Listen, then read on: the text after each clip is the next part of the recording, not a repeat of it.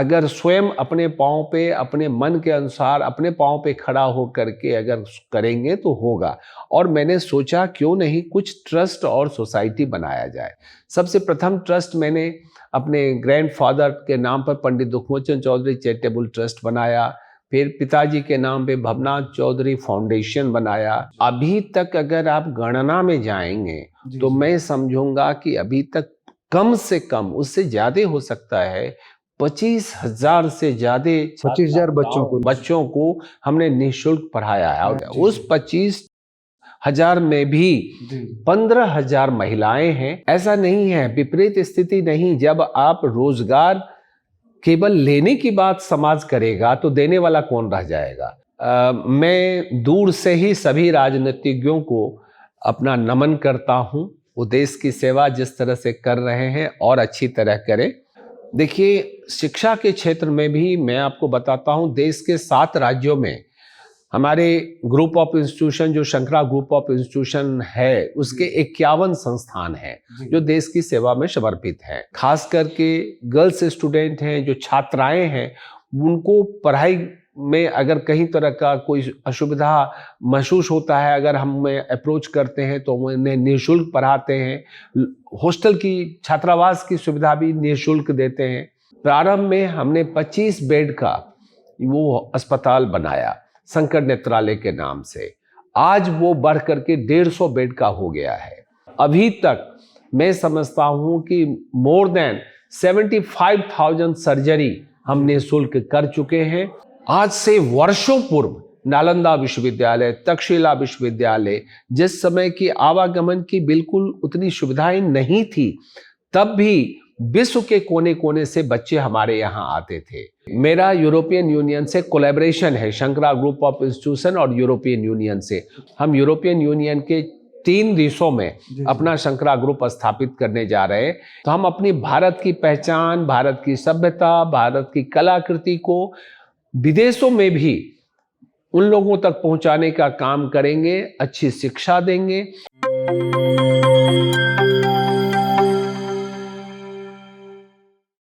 नमस्कार, मैं हूं शैली शर्मा और एनजेपी इंडिया के मंच पर इस रविवार को आप देख रहे हैं एक ऐसे शख्स की कहानी जिन्होंने 25,000 से अधिक निर्धन बच्चों को निःशुल्क पढ़ाने और 75,000 सर्जरी निःशुल्क कराने सहित कई उल्लेखनीय व प्रेरक सेवा कार्य किए हैं।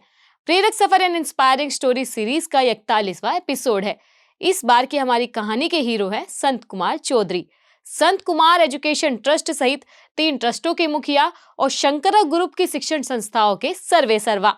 राजस्थान के राज्यपाल के पूर्व ओएसडी रहे संत कुमार चौधरी की इन शिक्षण संस्थाओं की पहुंच अब केवल बिहार तक नहीं है, बल्कि राजस्थान से लेकर दक्षिण भारत तक हो चुकी है। कई देशों तक संस्थाओं की पहुंच होने जा रही है। संत कुमार एजुकेशन ट्रस्ट की छत्र छाया में चल रही इन संस्थाओं में विदेशी छात्र भी पढ़ने पहुंच रहे हैं।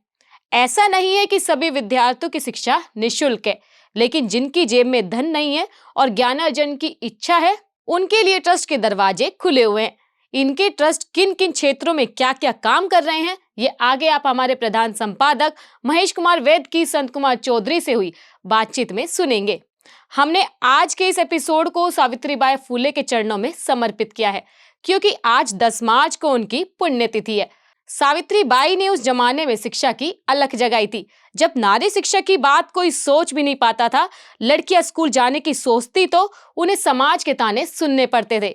हम संत कुमार चौधरी की तुलना सावित्रीबाई के काम से नहीं कर रहे हैं, क्योंकि हम जानते हैं कि सूरज की तुलना दीपक से नहीं की जा सकती।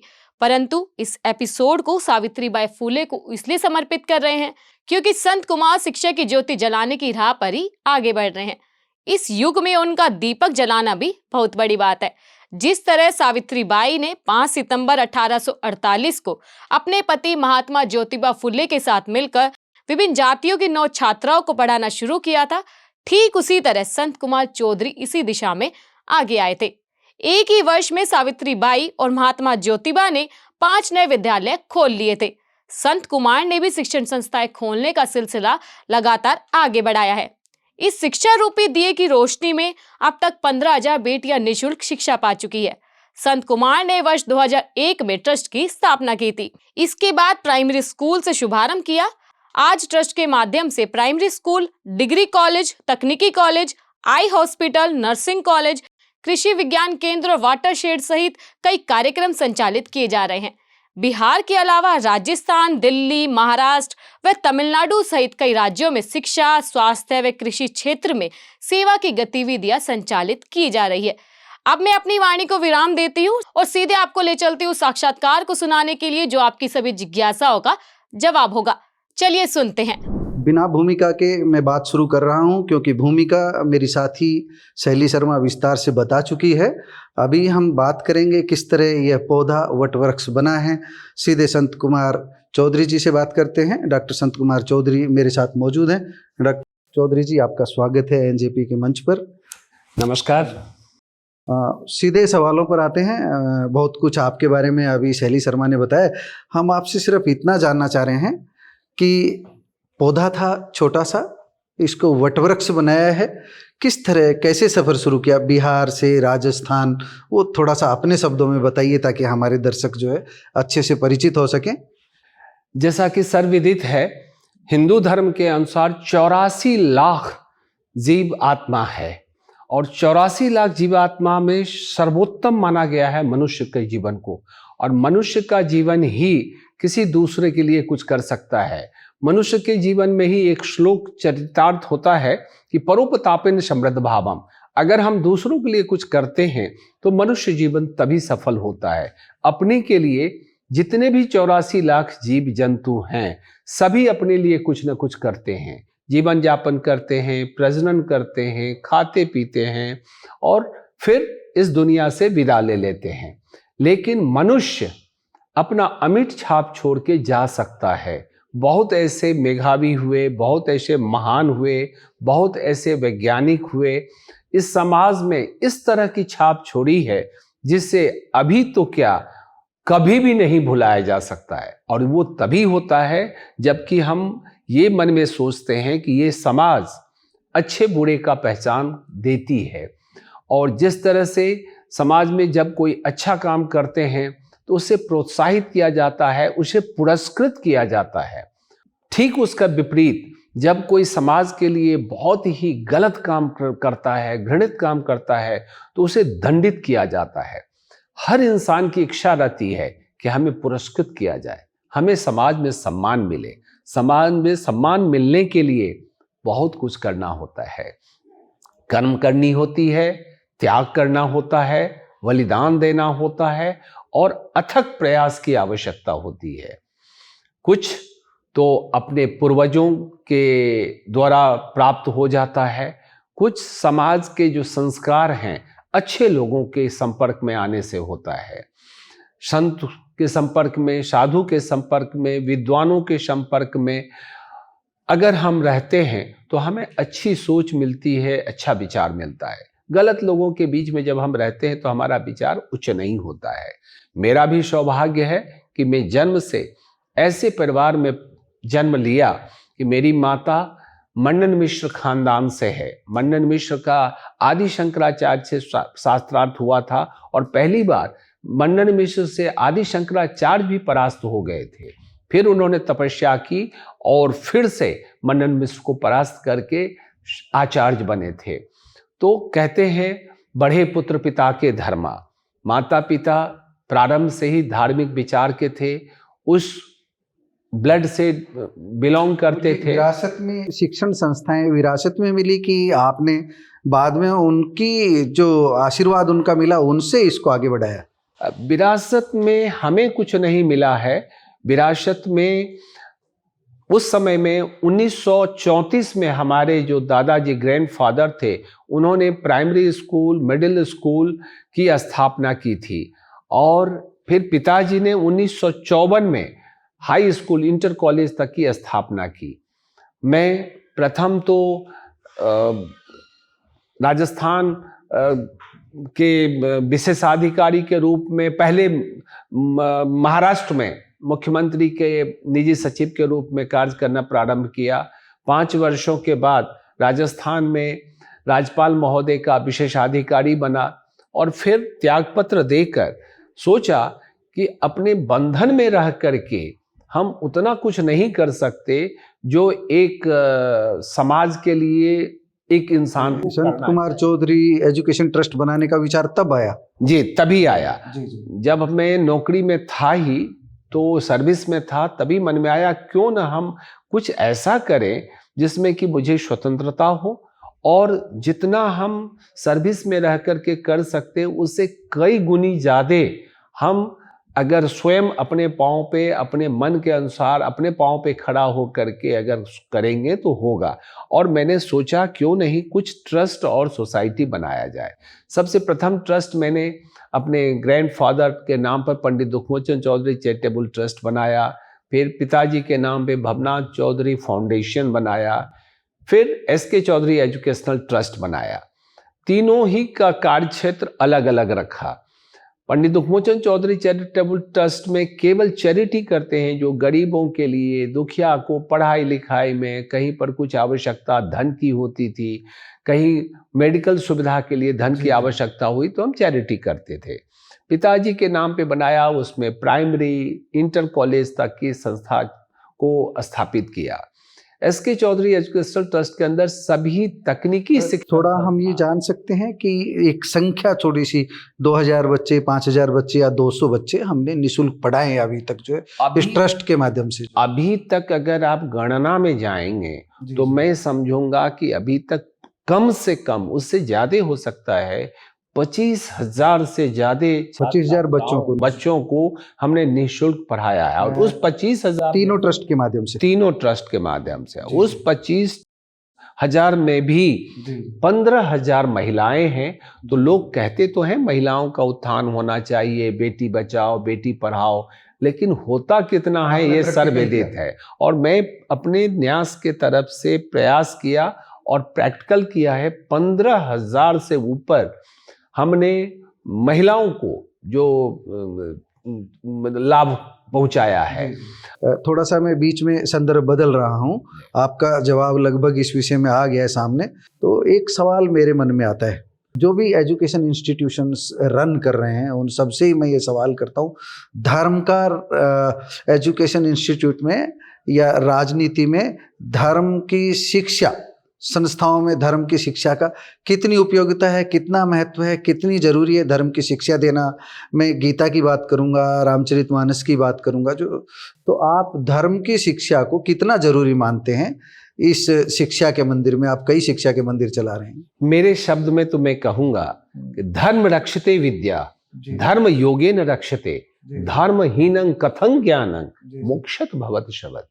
धर्म एक ऐसी धारणा है, धर्म एक ऐसी कल्पना है, और धर्म एक ऐसा विचार है कि धर्म के बिना न तो शिक्षित हम हो सकते हैं, न तो हम अपने जीवन को सुखी बना सकते हैं, और यहाँ तक कि हर मनुष्य मोक्ष प्राप्ति को नहीं चाहता है। मोक्ष का भी मार्ग, जैसे अभी अभी आपने कहा गीता की बात, महाभारत की बात, गीता में भी क्या मोक्ष का ही वर्णन। तो जब मोक्ष प्राप्ति हो जाती है तो वो आत्मा से परमात्मा का मिलन हो जाता है। जिस तरह से हम कहते हैं कि हम सभी जितने भी जीव हैं, जंतु हैं, हम परमात्मा के संतान हैं, परमात्मा के अंश हैं, तो उस समय में इस तरह का एक अनुभूति होता है, इस तरह की सफलता प्राप्त हो जाती है जब हम निस्वार्थ से, पारिवारिक स्वार्थ से, बहुत छोटे से स्वार्थ से उठ करके हम सबके लिए हो जाते हैं। और तब फिर वो असली चरितार्थ होता है शब्द का, उदार चरिता नाम तो वसुधैव कुटुंबकम। आप इतने बड़े उदार हो जाते हैं, उदारवादी हो जाते हैं कि समाज का, इस मृत्युलोक का सभी प्राणी अपने दिखने लगते हैं, सबके प्रति आपको दया की भावना हो जाती है। और जब सबके प्रति दया की भावना होगी तो हम समझते हैं कि वो तो महान आत्मा ही कहलाएगा। दो चीज़ों पे, क्योंकि इतनी सारी इंस्टीट्यूशंस आप चला रहे हैं, एजुकेशन इंस्टीट्यूशंस आप चला रहे हैं, हजारों बच्चों को पढ़ा रहे हैं, ज्ञान दे रहे हैं। दो बातों पर हम चर्चा करना चाहेंगे, एक तो भारतीय ज्ञान परंपरा पर और एक न्यू एजुकेशन पॉलिसी पर। हम न्यू एजुकेशन पॉलिसी को कितना इम्प्लीमेंट अपनी संस्थाओं में कर पाए हैं, पहला तो ये है, और दूसरा भारतीय ज्ञान परंपरा को जो कितना आगे बढ़ा पाए हैं। जैसे भी पुष्पक विमान की बात कोई कल मुझसे कह रहे थे कि जो उसको आज के वैज्ञानिक दृष्टिकोण से समझने की, देखने की ज़रूरत है। संत कुमार चौधरी जी क्या सोचते हैं?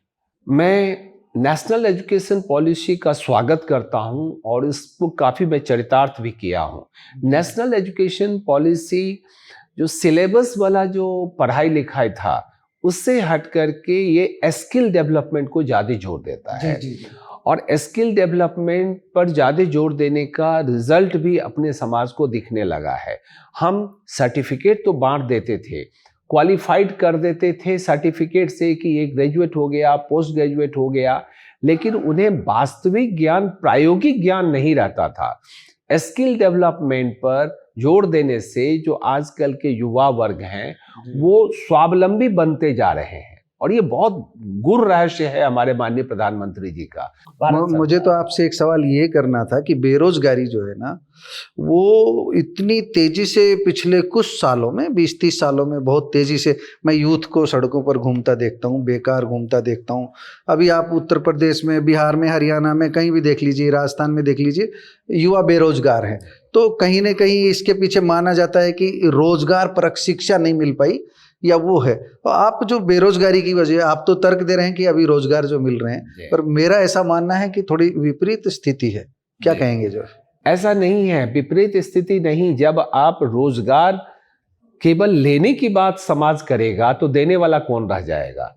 देने वाला स्किल डेवलपमेंट, स्किल पर जो हम लोगों ने कोर्स प्रारंभ किया है जिसमें भारत सरकार भी काफी प्रोत्साहन, उसके लिए यूनिवर्सिटीज भी बनी है। जो तो एक कहावत है, पहले हमारे पूर्वज लोग कहा करते थे, शायद आपने भी सुना होगा और हमारे जितने भी श्रवण करता हैं वो भी पहले अपने पूर्वजों को याद करेंगे। वो कहा करते थे, उत्तम खेती मध्यम बाण, निषिद्ध चाकरी भीख निदान। इसका मतलब है कि कृषि पर आधारित जितना भी काम करेंगे वो सर्वोत्तम काम है। उदर की पूर्ति होगी, धन का लाभ होगा और समाज का सेवा भी होगा। लेकिन आपके पास इतने एजुकेशन इंस्टीट्यूशंस रन कर रहे हैं, ऐसे यूथ आते हैं जो खेती से जुड़ना चाहते हो? बहुत जुड़ना चाहते हैं। मैं आपको बताता हूँ, कृषि विज्ञान केंद्र मधुबनी बिहार में जो भारत सरकार के सहयोग से हम चला रहे हैं, ये 30वां वसंत हमने देखा है, जहाँ पर हमने अभी अंतर्राष्ट्रीय सम्मेलन किया था। 40 देश के प्रतिनिधि आए थे। हमने देखा युवा आकर के वहाँ पर अपनी एंटरप्रेन्योरशिप को जो प्रदर्शित किया था, उससे खुशी का कोई ठिकाना नहीं रहा। कुछ बच्चे जो हमारे यहाँ से ट्रेनिंग लिए थे 3 महीने का शॉर्ट ड्यूरेशन कृषि विज्ञान केंद्र में, वो अभी लाखों रुपए कमा रहे हैं। किसी भी जॉब से उतना वो नहीं कमा सकते।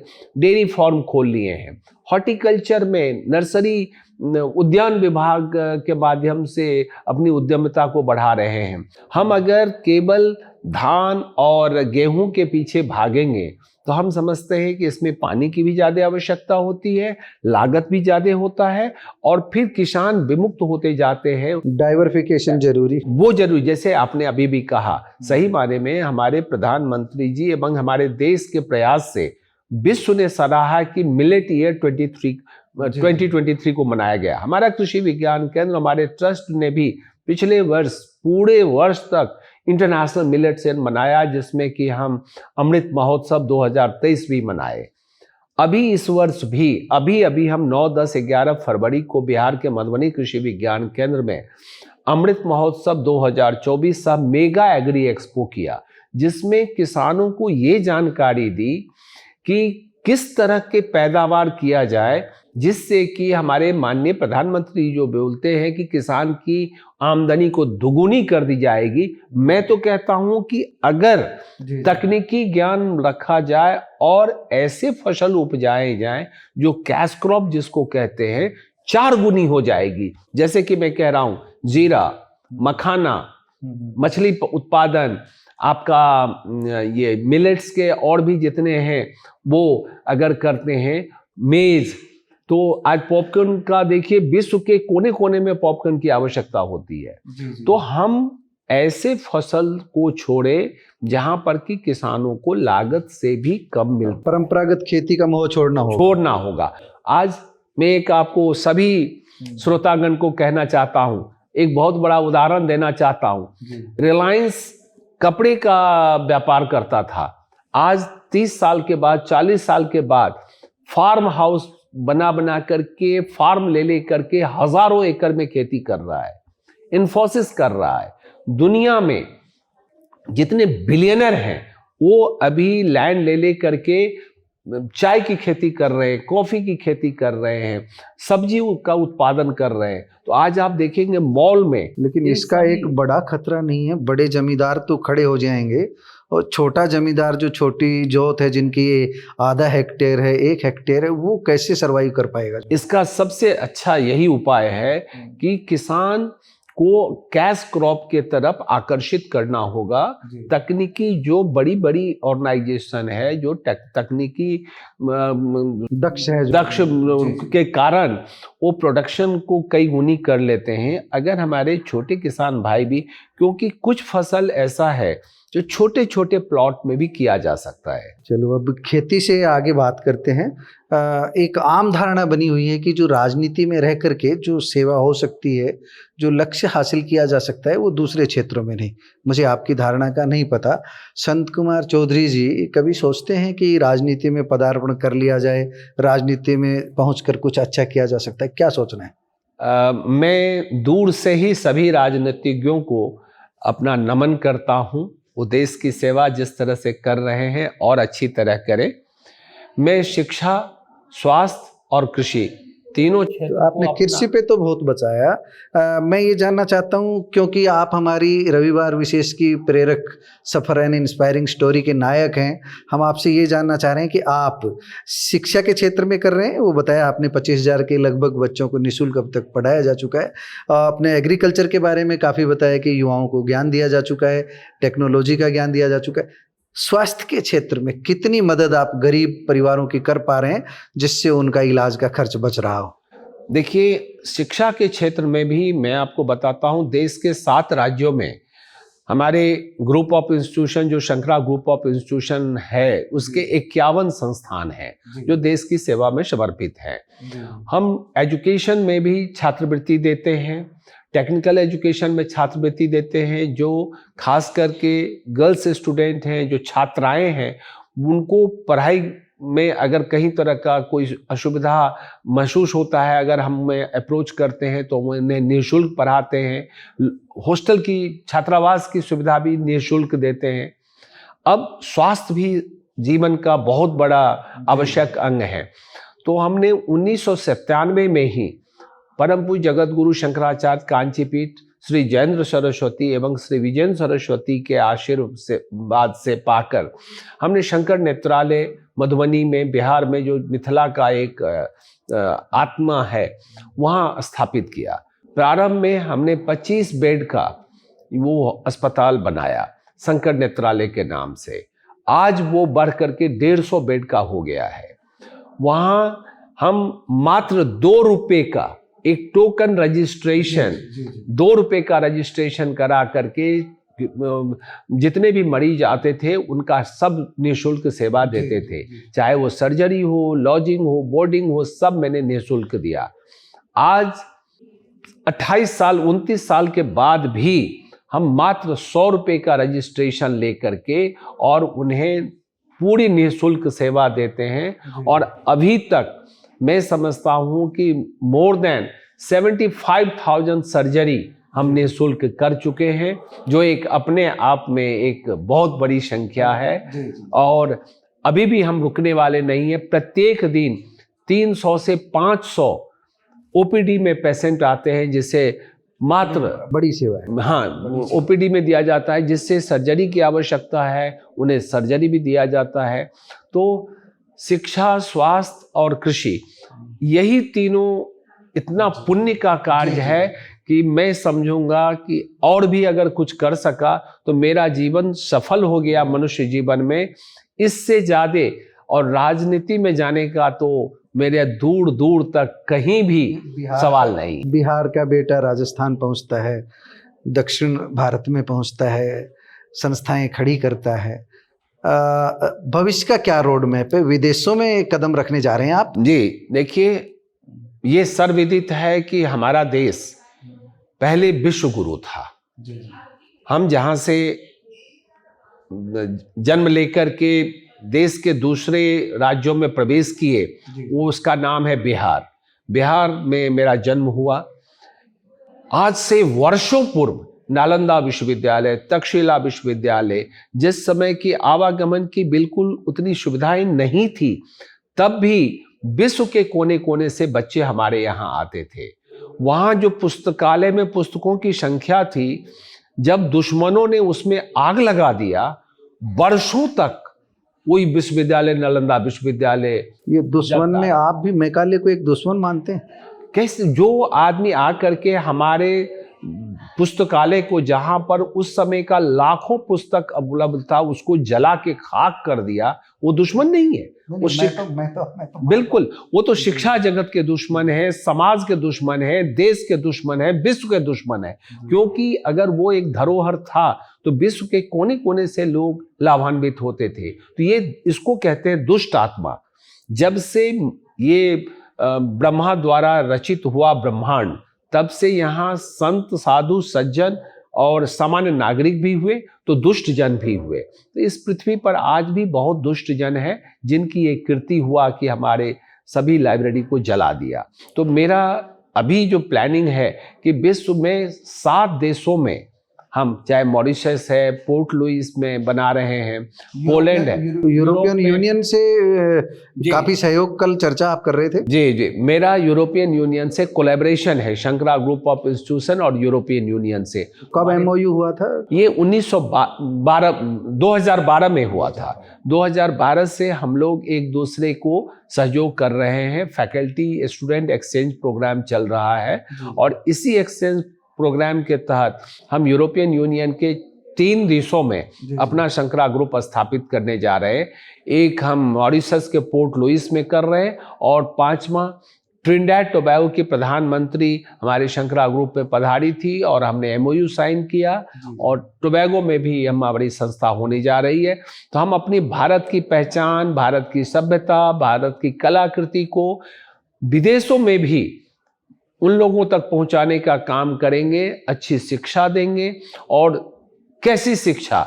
वैसी शिक्षा जो नैतिक, आध्यात्मिक मूल्यों को, जो आध्यात्मिक मूल्यों पे जाते आधारित होगा, ऐसी शिक्षा हम पहुंचाएंगे जो हमारे भारत का पहले से ही पहचान रहा है। उस पहचान को फिर से हम जागृत करेंगे। जी। संत कुमार जी, आपका बहुत बहुत धन्यवाद एनजेपी से बात के लिए।